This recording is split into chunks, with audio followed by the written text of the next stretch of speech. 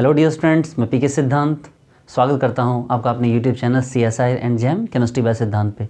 Dear students, आज हम लोग बायो इनऑर्गेनिक लेक्चर का सेकेंड पार्ट पढ़ने वाले हैं। ठीक है, देखिए नो डाउट बायो इनऑर्गेनिक बहुत इंपॉर्टेंट पार्ट है, क्योंकि इससे जो रिलेटेड क्वेश्चन होते हैं वो CSI और JRF में जरूर आते हैं। 2 क्वेश्चन 4 मार्क्स में आते हैं और एटलीस्ट 2 क्वेश्चन तो 2 मार्क्स वाले में आते ही आते हैं। ठीक है, 3 से 4 क्वेश्चन आपको CSI JRF में आते हैं। आप इसको ठीक से कमांड करो तो 10 मार्क्स तो आपको ये दे देगा। मतलब आपको JRF और नेट के बीच का गैप जो होगा वो अकेला बायो इनऑर्गेनिक भर सकता है। बायो इनऑर्गेनिक टॉपिक की ये खासियत है कि इसको किसी और टॉपिक से रिलेट नहीं किया जा सकता है। ठीक है, बायो इनऑर्गेनिक इसलिए इजी है। आप देखते होंगे ऑर्गेनोमेटलिक को कोऑर्डिनेशन से ऐड कर दिया जाएगा, कोऑर्डिनेशन को जो होगा NMR से ऐड कर देगा, NMR को मास से ऐड कर देंगे। लेकिन ये जो बायो इनऑर्गेनिक एक ऐसा टॉपिक है जिसको किसी और टॉपिक से ऐड नहीं किया जा सकता, इसलिए ये ईजी है। ओके, जहाँ तक बात करें इसके फर्स्ट लेक्चर की, तो आप प्लीज़ इसके फर्स्ट लेक्चर को जाके आप अदर एक जो मैंने पढ़ा रखा है इसका प्रीवियस लेक्चर्स में जाके देखिए। बायो इनऑर्गेनिक नाम से प्लेलिस्ट होगा, उस प्लेलिस्ट में जाकर आप सर्च करिए और बायो इनऑर्गेनिक के फर्स्ट लेक्चर को प्लीज़ देख लीजिए। ठीक है, आज हम लोग बायो इनऑर्गेनिक का सेकेंड लेक्चर करेंगे। बहुत ही आराम से हम लोग सीखेंगे, एकदम बिल्कुल रिलैक्स से, ताकि आपको ज़िंदगी भर के लिए ये चीज़ें याद हो जाए। मेरी हमेशा से कोशिश रहती है कि मैं किसी को भी पढ़ाऊँ तो ऐसे पढ़ाऊँ कि उसको ज़िंदगी भर के लिए ये चीज़ हमेशा के लिए याद हो जाए। ठीक है, अपनी कोचिंग में भी जब मैं पटना में पढ़ाता हूँ तो यहाँ भी मेरी यही कोशिश होती है कि जब मैं किसी बात को बताऊँ तो बिल्कुल इतने अच्छे से बता दूँ कि वो स्टूडेंट उस बात को ज़िंदगी भर के लिए याद रख ले। ठीक है डियर स्टूडेंट्स, तो चलिए आगे बढ़ते हैं। आज हम सीखेंगे कुछ इंपॉर्टेंट टर्म। सबसे पहले ज़रा पीछे क्लास की रिवाइज पे चलते हैं। देखिए, मैंने पिछले क्लास में बताया था कि भाई ये रहा नाइट्रोजन नाइट्रोजन नाइट्रोजन नाइट्रोजन, इसके साथ ये मैंने 5 मेंबर रिंग बनाया था। ये देखिए, इसके साथ मैंने 5 मेंबर रिंग बनाया था। ऐसे 5 मेंबर रिंग बना के इसको हमने ऐड किया था इस तरह से, इस पार्ट को, ये देखिए इस पार्ट को ऐड किया था। और यहाँ जो 2 हाइड्रोजन लगे हुए थे, इन दोनों हाइड्रोजन को क्या किया, हटा दिया था। जब इन दोनों हाइड्रोजन को हटाया था तो यहाँ पे कौन सा चार्ज आ गया था, माइनस, है ना। यहाँ पे कौन सा चार्ज आ गया, माइनस, और एक लोन पेयर एक्स्ट्रा बढ़ गया। जबकि इन नाइट्रोजन पे क्या था, लोन पेयर पहले से है। आपको याद होगा इसका बॉन्ड कैसे बना था, देखिए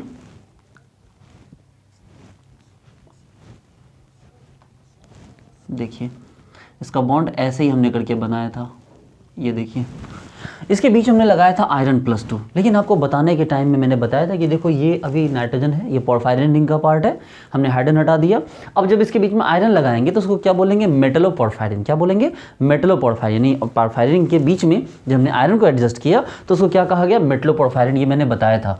लेकिन साथ में मैंने आपको ये भी बताया कि ये जो आयरन +2 है ये इसके प्लेन पर नहीं होगा, क्योंकि आयरन +2 का साइज़ यहाँ बड़ा है, ये हाई स्पिन है, और साइज बड़ा होने से क्या हुआ, ये Fe+2 नाइट्रोजन लेवल से थोड़ा ऊपर है।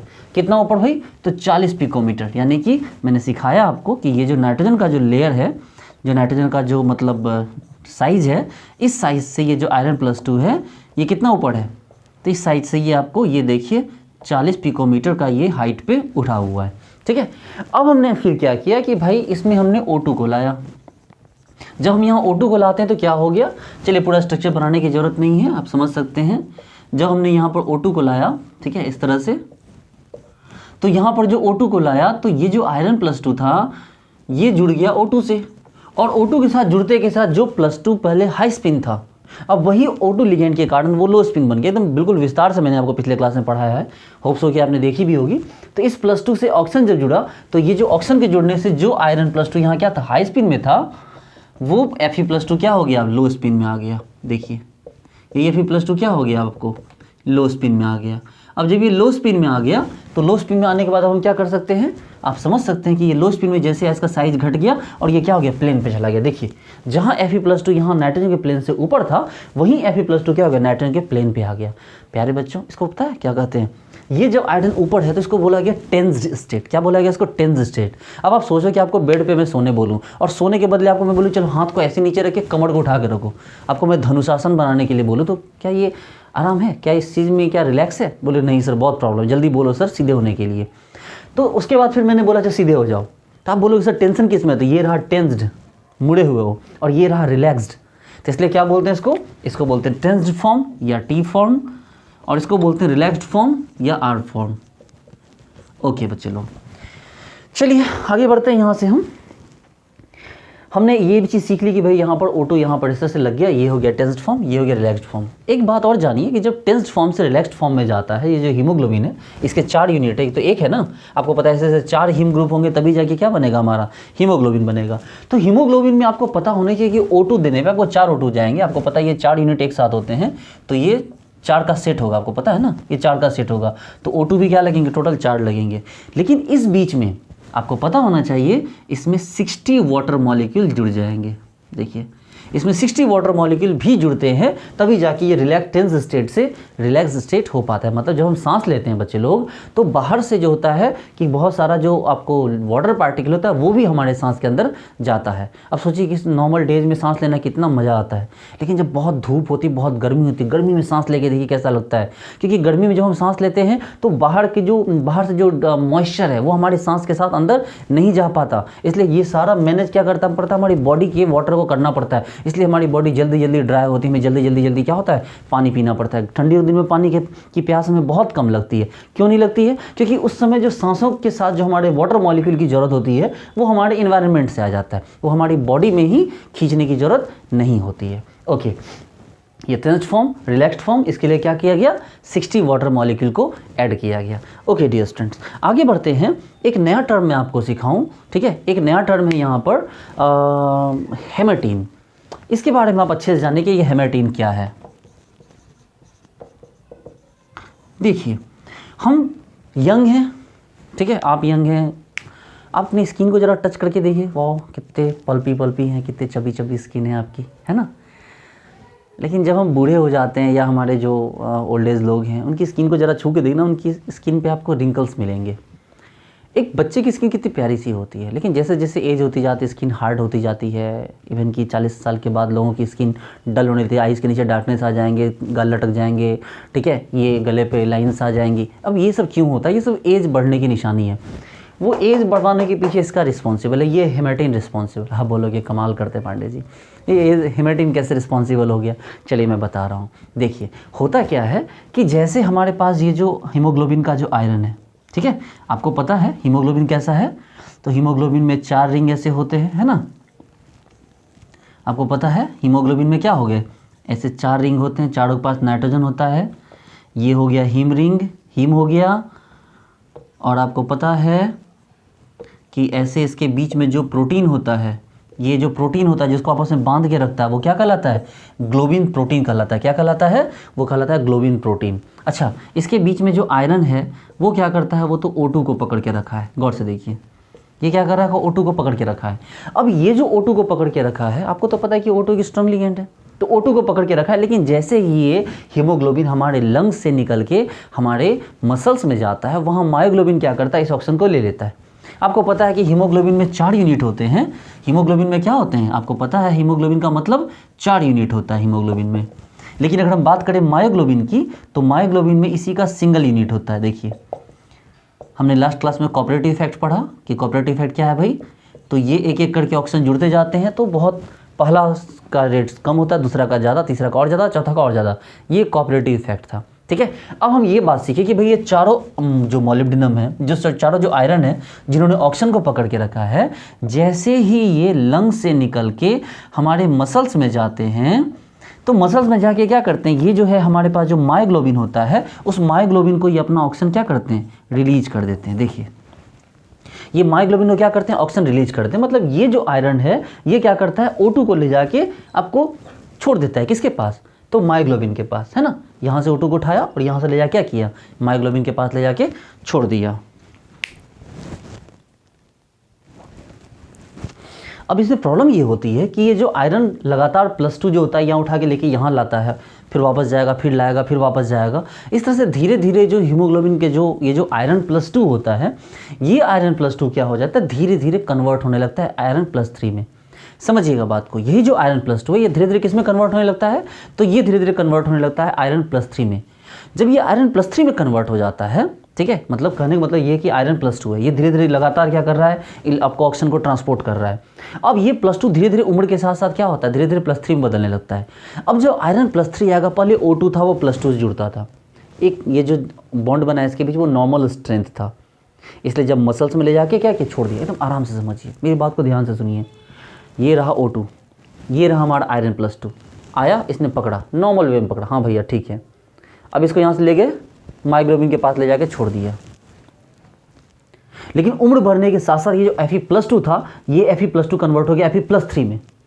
अब ये Fe+2 के बदले Fe+3 आया O2 इधर से घूमते घूमते, हाँ भाई और बताओ, पकड़ लिया इसको, अब तो तुमको छोड़ने वाले नहीं है, कस किस पकड़ लिया। अब ले गया इसको माइग्लोबिन के पास, माइग्लोबिन भाई बोला भाई साहब दे दो मेरा O2, अब हीमोग्लोबिन तो हम तो छोड़ने वाले हैं नहीं, ये छोड़ेगा ही नहीं, ये छोड़ेगा ही नहीं, ये छोड़ेगा ही नहीं। देखिए अब ये जो ऑक्सीजन का जो सप्लाई है जो आपको होना चाहिए, आपकी बॉडी में होना चाहिए, ये हीमोग्लोबिन अब इसको छोड़ ही नहीं रहा है। क्यों भाई? क्योंकि पहले ये +2 में था, आसानी से छोड़ता था, अब ये +3 में है, अब ये छोड़ ही नहीं रहा है, बहुत ज़्यादा स्ट्रॉन्ग फोर्स ऑफ अट्रैक्शन लग गया। ऐसे ही बन जाएगा फेरेटिन। इस सिचुएशन में जब आयरन +3 हो गया और वो ऑक्सीजन को पकड़ लिया, तो अब वो उसको छोड़ने के लिए रेडी नहीं है। अब क्या होगा कि ना तो हमारे स्किन को प्रॉपर वे में ऑक्सीजन मिलेगा, ना तो हमारे ब्रेन को प्रॉपर वे में ऑक्सीजन मिलेगा, ना तो हमारे मसल्स में जो हमारे जो टिश्यूज हैं, हमारे जो ऑर्गन्स हैं उनको प्रॉपर वे में ऑक्सीजन मिलेगा। और फाइनली रिजल्ट क्या होगा? हम धीरे धीरे बूढ़े होते चले जाएंगे।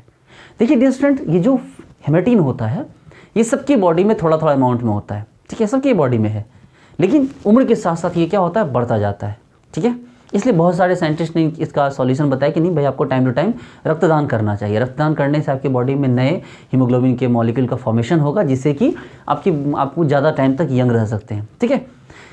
ओके, तो कहने का मतलब ये है कि ये जो Fe+2 है ये कन्वर्ट हो जाएगा, ये जो हीमोग्लोबिन है Fe P4 पोरफायरिन, और ये O2 ये कन्वर्ट हो जाएगा किसमें? PFeO FeP। ये आयरन अब +2 के बदले क्या हो चुका है?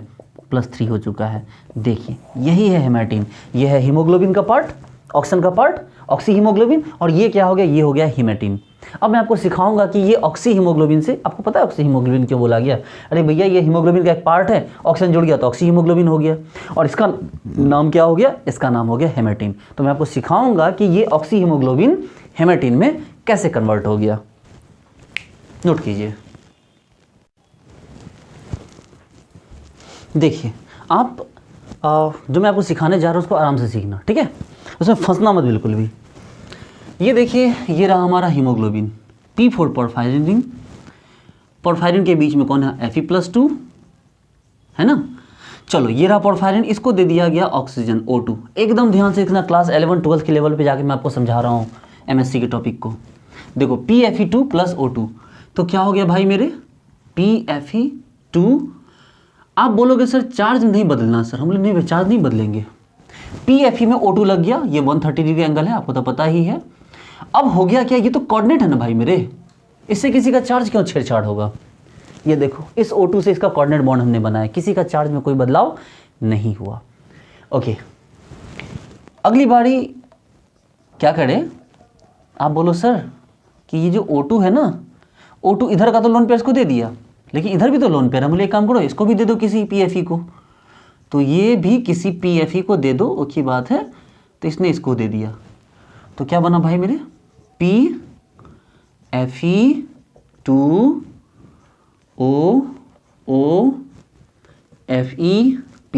देखो अभी तक हमने किसी का ऑक्सीडेशन स्टेट चेंज नहीं किया, क्योंकि अभी तक हमने क्या किया है?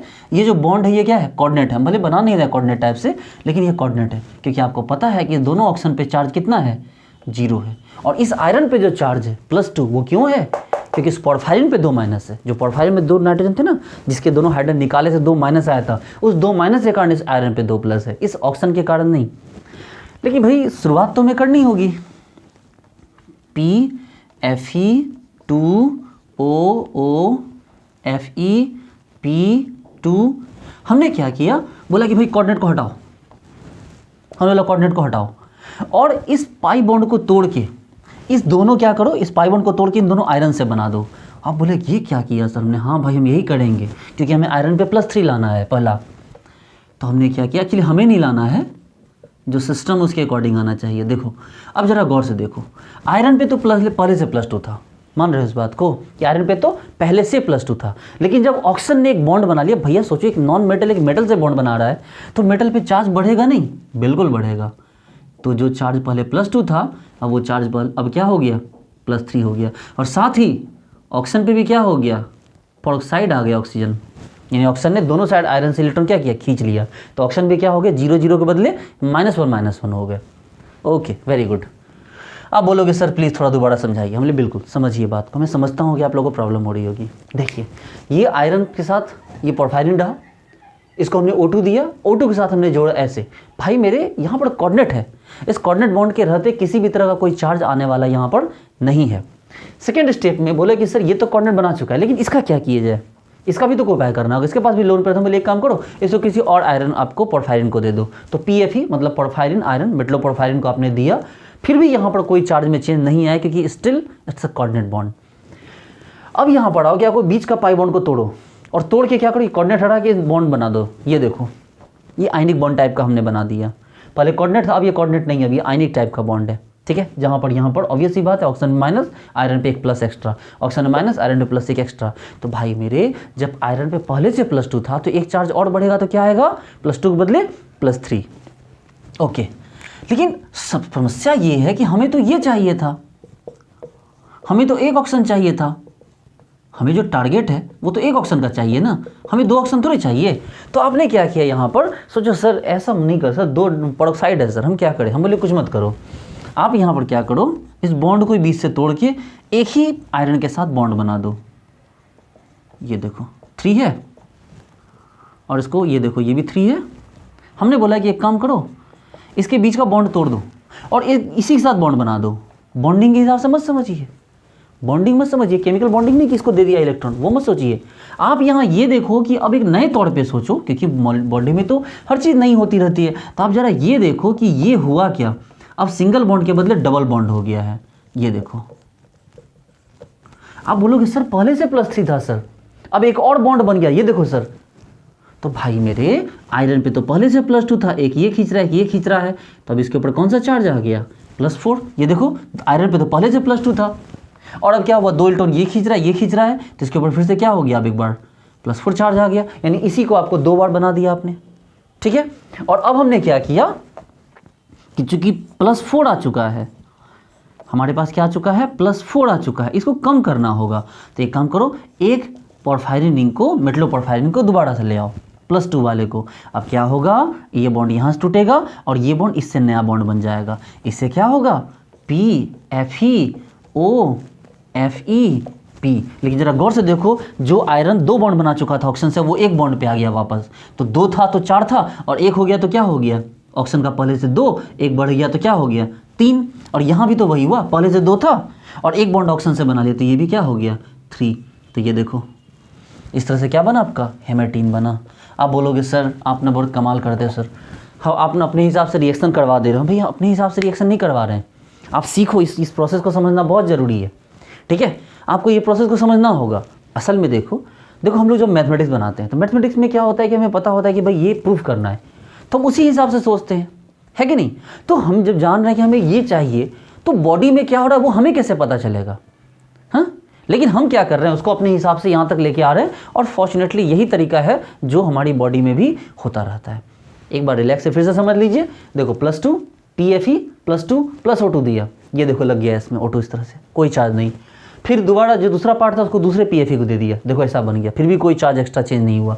थर्ड स्टेप में क्या किया हमने, इसके पाई बॉन्ड को तोड़ के दोनों से बॉन्ड बना दिया और कोऑर्डिनेट बॉन्ड को हटा दिया। अब क्या हो गया, आयरन ऑक्सीजन के और बॉन्ड बन चुका है। जैसे बॉन्ड बना तो +2 बदले +3 हो गया, +2 के बदले +3 हो गया, और ऑक्सीजन पे भी क्या हो गया, माइनस आ गया। नेक्स्ट स्टेप में आइए, अब क्या करें भाई, आयरन में +3 लेकिन पेरोक्साइड आया हुआ है ना, हमें तो ऑक्साइड चाहिए, तो हमने क्या किया, बॉन्ड को तोड़ दिया, तोड़ के इसी से बॉन्ड बना दिया। तो अब आयरन पे 1 के बदले 2 बॉन्ड बन गया, तो +3 के बदले +4 हो गया, +3 के बदले +4 हो गया। और अब हमने क्या किया कि इस डबल बॉन्ड को तोड़ के हमने क्या किया, इसके साथ लगा दिया। अब क्या हो गया, इस आयरन के साथ 1 बॉन्ड और इस आयरन के साथ भी 1 बॉन्ड, तो ये +4 था तो घट के +3 हो गया क्योंकि ऑक्सीजन के साथ एक बॉन्ड घट गया, और ये +2 था तो बढ़ के +3 हो गया क्योंकि इसके साथ एक नया बॉन्ड बन गया। और इस तरह से हमने हेमेटीन का फॉर्मेशन किया, है ना आसान बच्चे लोग। ये प्रोसेस आपको अच्छी तरह समझना है कि हेमेटीन बनता कैसे है। ठीक है डियर स्टूडेंट्स, चलिए इसको नोट कीजिए। ओके डियर स्टूडेंट्स, आगे बढ़ते हैं। अब हम कुछ और टॉपिक पढ़ने जा रहे हैं। देखिए लास्ट क्लास में मैंने पढ़ाया था आपको हीम के बारे में। अब आपको हीम था तो हीम के 3 पार्ट थे, याद होगा, हीम A, हीम B और हीम C।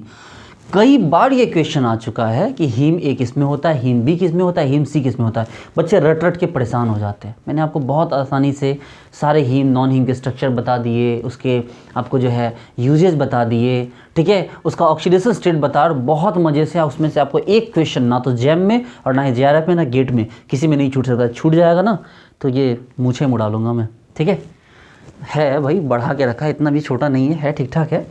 तो ये हीम की बात करें तो हीम के 3 पार्ट है, A, B एंड C। आप याद रखिए ये किस में होता है। देखिए बहुत आसान है याद करना, एक बार जो है याद कीजिए, ठीक है, अपने ऊपर वाले को। ये देखिए हीम A पाया जाता है किस में, साइटोक्रोम A में। हीम C पाया जाता है साइटोक्रोम C में। और जहाँ तक B की पार्ट है तो आपको याद होगा मैंने आपको हीम के 5 स्ट्रक्चर बताए थे। कौन कौन से हीम स्ट्रक्चर वाले, हीमोग्लोबिन, मायोग्लोबिन, साइटोक्रोम P450 और कैटालिसेस एंड पेरोक्सीडेज। प्लीज़ बच्चे लोग आप याद कर लीजिए मेरे साथ, ये क्वेश्चन जरूर आता है, हर साल आता है और फिर आएगा आपको कि हीम स्ट्रक्चर कौन कौन है। देखिए haemoglobin, myoglobin, cytochrome, peroxidase, catalase. Haemoglobin, myoglobin, cytochrome P450, catalase, peroxidase, ये 5 बताए थे। आप ये लिखिए हीमोग्लोबिन, मायोग्लोबिन, उसके बाद और कौन है भाई, कैटालिसेस, पेरोक्सीडेज, और लास्ट में कौन, साइटोक्रोम बी के लिए बी। देखिए कितना आसान है। साइटोक्रोम हीम है A तो साइटोक्रोम A में पाया गया, C है साइटोक्रोम C में पाया गया, हीम B है किस में पाया गया, haemoglobin, myoglobin, catalase, peroxidase and cytochrome B। तो देखिए स्टूडेंट्स को याद कर लीजिए, हीम A किस में पाया गया, हीम A पाया गया आपको साइटोक्रोम A में, हीम C किस में पाया गया, साइटोक्रोम C में, और हीम B किस में पाया गया, haemoglobin, myoglobin, cytochrome B, catalase and peroxidase. ठीक है, चलिए इसको नोट कीजिए जरा, आगे बढ़िए। जो हमारा क्लोरोफिल होता है, ठीक है, जो क्लोरोफिल होता है, क्लोरोफिल की बात करें तो ये हीमोग्लोबिन टाइप का स्ट्रक्चर होता है। बस क्लोरोफिल में Mg2+ होता है और हीमोग्लोबिन में Fe2+ होता है। तो कहने का मतलब ये है कि जो हीमोग्लोबिन का स्ट्रक्चर है, ठीक है, आप इस स्ट्रक्चर ये समझिए ना क्या बना रहे हैं हम। हाँ बिल्कुल, इसमें अगर आयरन +2 के बदले अगर Mg+2 रख दिया जाए तो ये हीमोग्लोबिन के बदले क्या कहलाएगा, ये कहलाएगा क्लोरोफिल। और आगे बढ़ते हैं। देखिए एक बहुत इंपॉर्टेंट चीज़ हम लोग सीखेंगे अब। देखिए डियर स्टूडेंट्स, ये क्वेश्चन बार बार आता है इसलिए इसको अच्छे से समझ लीजिए। देखिए ये रहा हमारा हीमोग्लोबिन, ठीक है, ये रहा हमारा हीमोग्लोबिन जहाँ पर बीच में आयरन+2 है, ये नाइट्रोजन नाइट्रोजन नाइट्रोजन नाइट्रोजन। आपको पता है बार बार स्ट्रक्चर बनाना पॉसिबल नहीं है। तो देखिए इसमें जो आपको लगा हुआ है आपको बीटा अमीनो एसिड, गौर से देखिए इस बीटा अमीनो एसिड, देखिए तुम ध्यान से देखिए जो मैं बता रहा हूँ उसको अच्छे से सीखिए। ये रहा आपका हीमोग्लोबिन, ये रहा आपका हीमोग्लोबिन, ये रहा आपका हीमोग्लोबिन।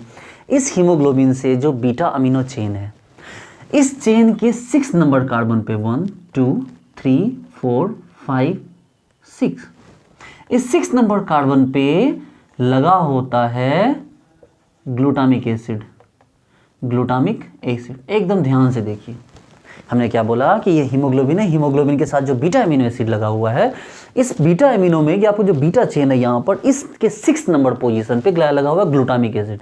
हमने क्या किया, एक्चुअली हमने नहीं किया, ये होता है, इस ग्लूटामिक एसिड को हटाकर इसमें ऐड हो गया वेलिन।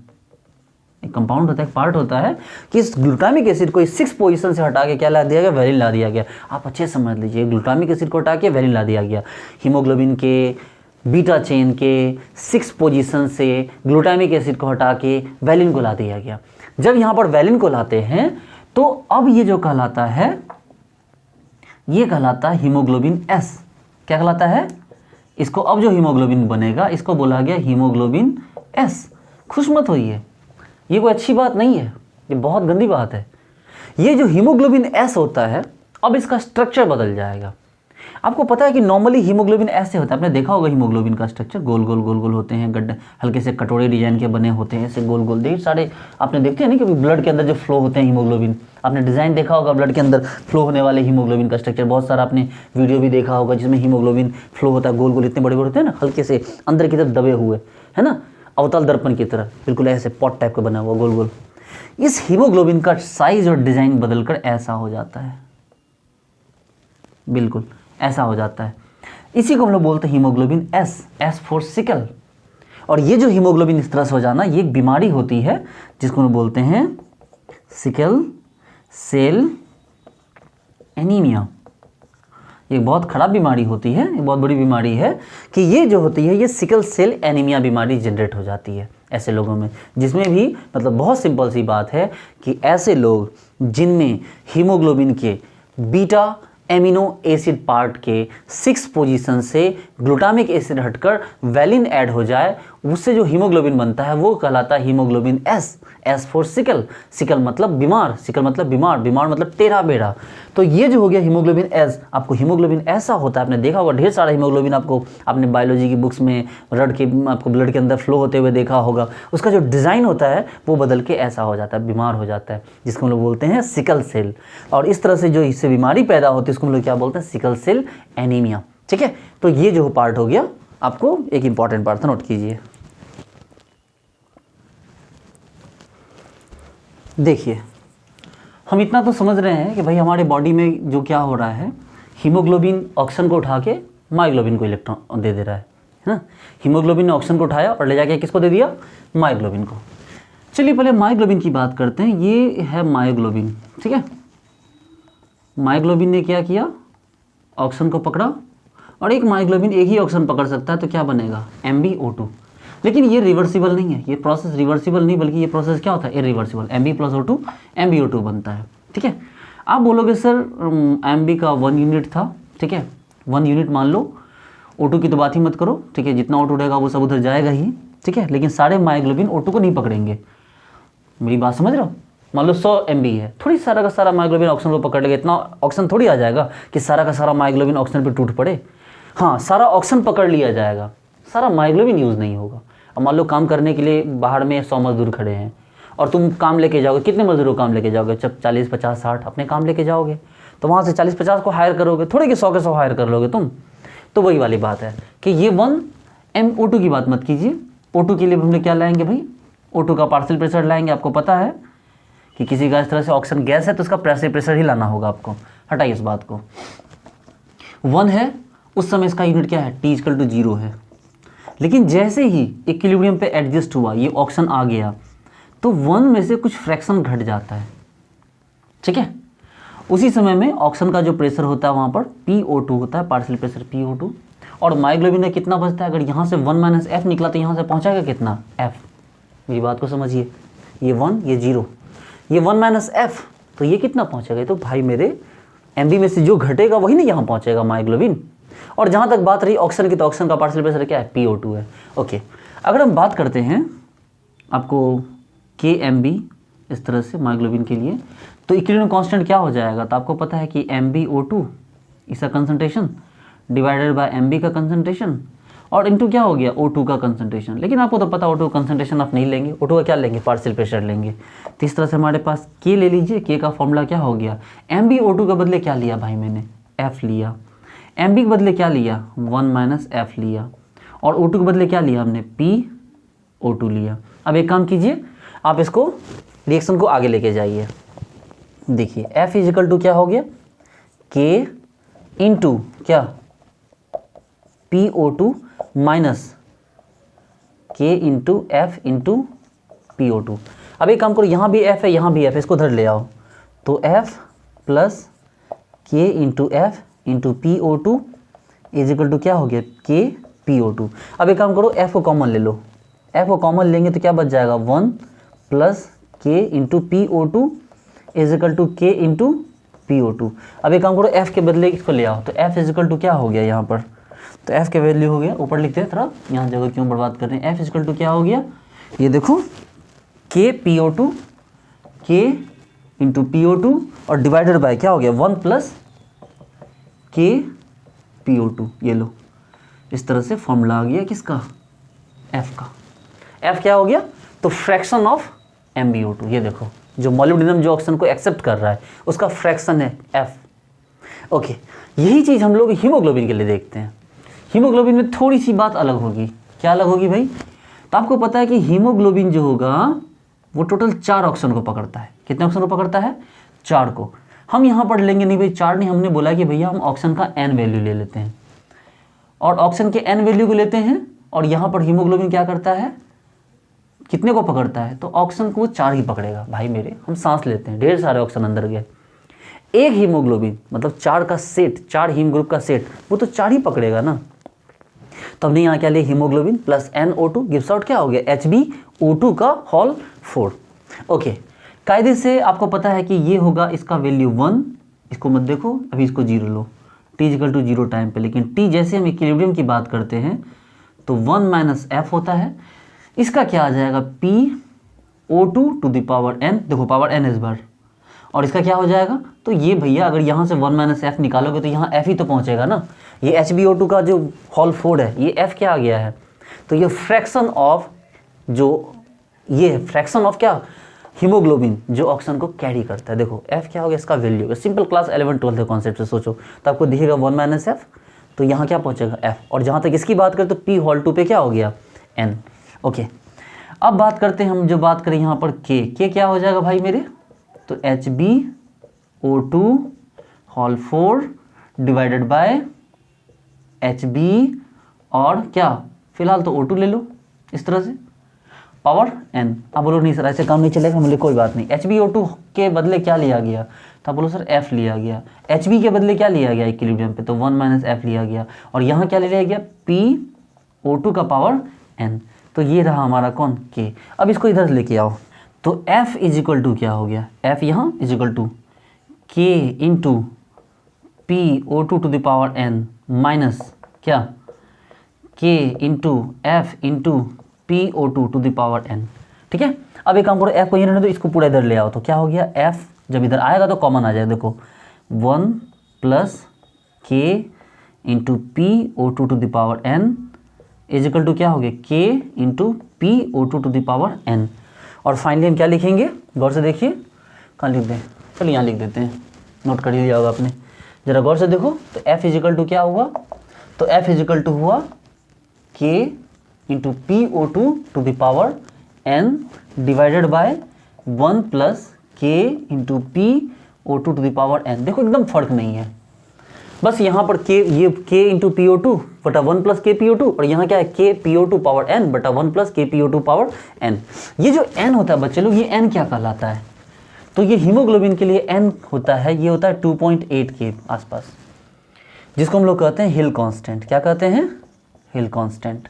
ये जो हमारे पास 2.8 होता है ये क्या है, हिल कांस्टेंट। ये 2.8 वैल्यू होने का मतलब, अगर n का वैल्यू 2.8 आ जाए मैक्सिमम, तो इसका मतलब ये होता है कि जो डाई ऑक्सीजन है वो हीमोग्लोबिन के साथ अटैच होने की अपनी टेंडेंसी को बढ़ाते जा रहा है, मतलब कोऑपरेटिव इफेक्ट सक्सेसफुली हो रहा है। मेरी बात को फिर से सुनिए, क्या बोला मैंने, अगर n का वैल्यू 2.8 हो, हिल कांस्टेंट n का वैल्यू 2.8 आ जाए एक्सट्रीमली, इसका मतलब होता है कि जो डाई ऑक्सीजन है वो हीमोग्लोबिन के साथ अटैच होते जा रहा है, कोऑपरेटिव इफेक्ट बढ़ते जा रहा है, अपने मैक्सिमम पे है। ठीक है, आई बात समझ में, चलिए फिर इसको नोट कीजिए। डियर स्टूडेंट्स, अब हम पढ़ेंगे मेट हेमोग्लोबिन के बारे में। आप पूछिएगा सर ये मेट हेमोग्लोबिन क्या है, तो भाई मेरे मेट हेमोग्लोबिन का मतलब हो गया कि जरा गौर से देखिए, आपको ये रहा हीमोग्लोबिन, हीमोग्लोबिन मतलब पोरफायरिन रिंग और मेटलोपोरफायरिन। ठीक है, ये जो हीमोग्लोबिन है आपको पता है कि ये आयरन पे +2 होता है, ये जो मेटलोपोरफायरिन है ये क्या होता है, इस पे +2 होता है। लेकिन जब ये वाटर के प्रेजेंस में, वाटर से रिएक्ट करके जब ये जो मेटलोपोरफायरिन +2 के बदले +3 में पहुंच जाए, तो इसी को कहते हैं हम लोग क्या, यही कहलाता है मेट हेमोग्लोबिन। आप बोलोगे सर क्या बात कर रहे हो सर, ऐसे कैसे पहुंच जाएगा, हमने यहाँ पहुँचेगा ना। ध्यान दीजिए, आपको पता है कि हीमोग्लोबिन क्या होता है, ये रहा नाइट्रोजन नाइट्रोजन नाइट्रोजन नाइट्रोजन, इसके बीच में Fe+2, ये है ना, बड़े प्यार दुलार से नाइट्रोजन Fe+2 को अपने बीच में रखते हैं ताकि Fe+2 क्या करे, ऑक्सीजन को पकड़ सके, पकड़ता भी है। लेकिन इसके चारों तरफ क्या होता है, ग्लोबिन प्रोटीन का एक क्या होता है, ग्लोबिन प्रोटीन का एक लेयर होता है। अब ये ग्लोबिन प्रोटीन का लेयर क्यों है, क्योंकि हमारे ब्लड में वाटर भी प्रेजेंट है। ये ब्लड का वाटर एक विलेन की तरह काम करता है। यहाँ पर ये जो ब्लड का वाटर है जिसका H+ इसके Fe2+ को ऑक्सीडाइज कर देता है। ठीक है। और उसी को बचाने के लिए ये जो ग्लोबिन प्रोटीन का जो लेयर है वो लगाया जाता है। जैसे एक मम्मी जो होती है वो अपने बच्चे को कैसे ठंड के मौसम में अच्छे से कपड़े में लपेट के रखती है कि हमारे बच्चे को ठंड ना लगे, लेकिन फिर भी ठंड तो लगती ही है ना, थोड़ी बहुत तो ठंड लगेगी ही। तो वही वाली बात है कि ये जो हीमोग्लोबिन है इसको कितना भी ग्लोबिन प्रोटीन प्रोटेक्ट कर ले कि भैया हम वाटर के संपर्क में आने नहीं देंगे अपने बच्चे को, लेकिन फिर भी ये Fe+2 बड़ा शैतान है। ये दिन भर में क्या होता है, Fe+2 इस H+ से कांटेक्ट में आ ही जाता है और दिन भर में 3% के आसपास ये +2 से +3 में बदल ही जाता है। यानी दिन भर में 3% मेट हीमोग्लोबिन हमारी बॉडी बना ही देती है, हम इसको रोक नहीं पाते हैं। अब जैसे कि मैंने आपको बताया कि आयरन का जो +2 था, सिर्फ +2 ही ऑक्सीजन को ट्रांसपोर्ट कर सकता है हीमोग्लोबिन में, लेकिन जैसे ही वो +3 होगा अब तो ऑक्सीजन ट्रांसपोर्ट होना बंद हो गया, अब तो ऑक्सीजन ट्रांसपोर्ट होने का सवाल ही नहीं उठता है। इसका मतलब ये है कि हमारा जो हीमोग्लोबिन का एफिशिएंसी था वो घट गया जब वो मायोग्लोबिन में चला गया। ठीक है, सॉरी मायोग्लोबिन नहीं, जब वो हमारा मेट हेमोग्लोबिन में चला गया। क्या हो गया, हीमोग्लोबिन देखिए मेट हेमोग्लोबिन में चला गया। आपको पता है हीमोग्लोबिन में जो आरबीसी का कलर होता है वो रेड होता है, लेकिन जो मेट हेमोग्लोबिन होता है इसमें जो आरबीसी का कलर हो जाता है वो हो जाता है ब्लू। ठीक है, जो मेट हेमोग्लोबिन होता है उसमें क्या होता है, आरबीसी का कलर धीरे धीरे ब्लू हो जाता है। अब सवाल उठता है कि भाई ये 3% दिन में चला गया तो इससे क्या हुआ। अच्छी, कोई दिक्कत नहीं है, सही बात है, कोई दिक्कत नहीं है, क्योंकि हमारी बॉडी में एक हार्मोन प्रेजेंट है, एक एंजाइम प्रेजेंट है, मेट हेमोग्लोबिन। कौन, मेट हेमोग्लोबिन, क्या आपको रिडक्टेज एंजाइम। हमारी बॉडी में एक methaemoglobin reductase enzyme present है। ये हार्मोन एक एंजाइम है। ये एंजाइम क्या करता है, इस मेट हेमोग्लोबिन के को +3 से उठा के रिवर्स करके ले आता है कहाँ, वापस से हीमोग्लोबिन में। ध्यान दीजिए, एकदम ध्यान से सुनिए। हीमोग्लोबिन है, आयरन +2 है, उसको चारों तरफ से ग्लोबिन प्रोटीन ने घेर रखा है ताकि वो वाटर के कांटेक्ट में नहीं आए, लेकिन फिर भी ये शरारती शैतानी कर ही देता है। हीमोग्लोबिन के संपर्क में आता है वाटर के प्रेजेंस में, हीमोग्लोबिन के संपर्क में जैसे ही आता है आयरन +2 ऑक्सीडाइज होकर आयरन +3 में चला जाता है। तो जो पहले PFE2+ था, मतलब मेटलो पोरफायरिन +2 था, अब वो कहाँ चला गया, PFE+3 में चला गया। ये ऑक्सीजन को ट्रांसपोर्ट करने में अनेबल है। ठीक है, कांट ट्रांसपोर्ट O2, कि ये O2 को ट्रांसपोर्ट नहीं कर सकता। इसके कारण जो हमारा मेट हेमोग्लोबिन में जो आरबीसी का कलर होता है वो धीरे धीरे क्या होने लगता है, आपको ब्लू होने लगता है। ठीक है, लेकिन कोई दिक्कत नहीं है, 3% अगर ये बना है तो हमारी बॉडी की एंजाइम भी रिलीज करती है। भगवान ने हमारी बॉडी को बहुत इफिशियंट बनाया है। यहाँ पर methaemoglobin reductase enzyme release होती है। ये मेट हेमोग्लोबिन रिडक्टेज एंजाइम क्या करता है, उस 3% मेट हेमोग्लोबिन को उठा के वापस से हीमोग्लोबिन में ला के पटक दिया। ठीक है, उसको वापस से कहाँ लेके आ गए, तो इसी हीमोग्लोबिन के पास लेके आ गए। कोई दिक्कत नहीं, चलता है, ये प्रोसेस रोज होता है हमारी बॉडी में। हमारी बॉडी में रोज हीमोग्लोबिन मेट हेमोग्लोबिन में बदलता है और हमारी बॉडी का जो रिडक्टेज पार्ट है, जो हमारा मेट हेमोग्लोबिन रिडक्टेज एंजाइम, ये उसको उठा के वापस कहाँ ले आता है, हीमोग्लोबिन में। लेकिन प्रॉब्लम यहाँ नहीं होती, प्रॉब्लम वहाँ होती है जब हमारी बॉडी कुछ केसेस में ये मेट हेमोग्लोबिन रिडक्टेज एंजाइम का फ्लो नहीं करती है, तब प्रॉब्लम होती है। कुछ लोगों की body methaemoglobin reductase enzyme का सेक्रेट नहीं कर पाती, रिलीज नहीं कर पाती। ऐसे केस में क्या होता है कि ये मेट हेमोग्लोबिन, तो ये जो हीमोग्लोबिन है मेट हेमोग्लोबिन में जा रहा है लेकिन वापस नहीं आ रहा है, तो उनको मेट हेमोग्लोबिन रिडक्टेज एंजाइम का इंजेक्ट किया जाता है, इंजेक्शन दे दे के उनको ये काम करवाया जाता है। लेकिन ये कोई साधारण समस्या नहीं है। रोज़ 3% हीमोग्लोबिन आपका मेट हेमोग्लोबिन में बदल रहा है, 3% मामूली नहीं होते, यानी 3% इफिशियंसी कम हो रही है, हर दिन 3% कम हो जाएगी, सोचो कितनी प्रॉब्लम होगी। ठीक है, तो कहने का मतलब ये है कि ये ना बनने से लोगों को प्रॉब्लम होने लगती है और एक बीमारी हो जाती है जिसको कहते हैं मेट हीमोग्लोबिनीमिया। मेट हीमोग्लोबिनीमिया नाम की उनको बीमारी हो जाती है। ठीक है, अब ये मेट हेमोग्लोबिनीमिया बीमारी में क्या होता है भाई, तो सीधी सी बात है, जब हमारे बॉडी में हीमोग्लोबिन के बदले मेट हेमोग्लोबिन ज़्यादा हो रहे हैं तो जो हमारे जबड़े होंगे वो नीले हो जाएंगे, हाथ पैर नीले हो जाएंगे, ऑक्सीजन का ट्रांसपोर्ट बंद हो जाएगा, हमारी बॉडी काम करनी बंद कर देगी, पैरालाइज हो जाएगी। ये बहुत बड़ी समस्या होती है। ठीक है, लोगों के चेहरे, हाथ पैर नीले हो जाते हैं, दांत के जो ये जो जबड़े हैं वो नीले हो जाते हैं, आंखें नीली हो जाती है। यानी सीधी सी बात है, जहाँ भी ब्लड का फ्लो है, वो ब्लड जो हो गया ऑटोमेटिकली ब्लू हो गया, तो पूरी बॉडी हमारी क्या होती है, ब्लू हो जाती है। और धीरे धीरे ऑक्सीजन का जब ट्रांसपोर्ट कम होता रहेगा तो हमारी बॉडी को एनर्जी नहीं मिलेगी, बहुत सारे प्रोसेस तो रुक जाएंगे, ब्रेन को ऑक्सीजन मिलना रुक जाएगा और ऐसे केसेस में वो पेशेंट मर जाता है। ठीक है, तो ये बहुत इंपॉर्टेंट प्रॉब्लम है। तो चलिए, हमने मेट हेमोग्लोबिन के बारे में भी आपको अच्छी तरह से पढ़ाया। ठीक है, नोट कीजिए इसको। ओके डियर स्टूडेंट्स, तो आज की क्लास को यहीं ख़त्म करते हैं। ठीक है, नेक्स्ट क्लास में और आगे बढ़ेंगे। बहुत इंपॉर्टेंट पार्ट है, अच्छे से पढ़िए, रिवाइज कीजिए। इसमें से एक भी क्वेश्चन आपको नहीं छूटेगा, ये मेरी गारंटी है। ठीक है, मैं आपको इतने अच्छे से पढ़ाऊँगा कि एक भी पार्ट आपका मिस नहीं होगा।